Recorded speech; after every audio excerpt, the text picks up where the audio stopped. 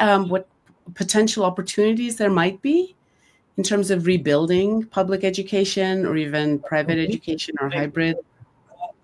I think investing in education, depoliticizing the education institutions are a very big part of it. That doesn't mean that students will not be involved in politics. It is that party politics will not determine educational and merit outcomes. I mean, I think those need to be very, very ingrained in us. But what we also did was we started utilizing some of the structures that existed. Rather than throwing the baby out with the bathwater, we recognized that there was Bangladesh Television, yes. And we started introducing educational programs in Bangladesh Television.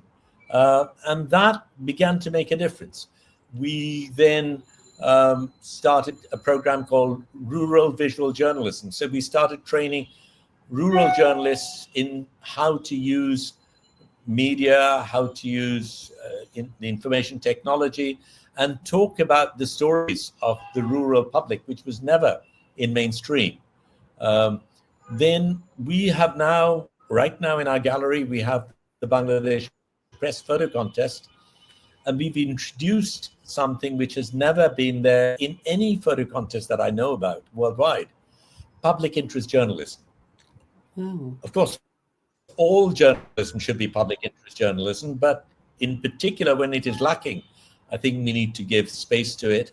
And we are doing that now. And several of the images that are on those walls are very, very telling, including things where we critique the current regime. I mean, there are many things we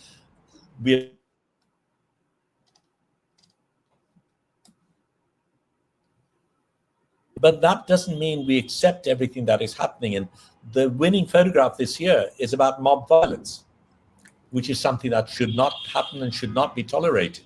So we're making those statements as well. And while we are celebrating what has happened, we're also critiquing when it is due.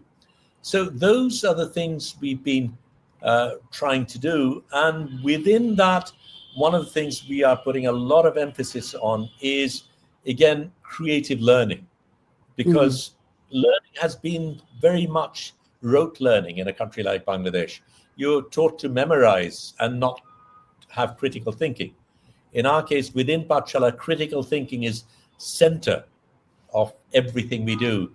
And we train our students to become good citizens, to be thinking citizens, and to be challenging power structures. So it's not simply the fact that they learn education for a career, but they're also using education as a tool to becoming good citizens. And that's such a central mission of education.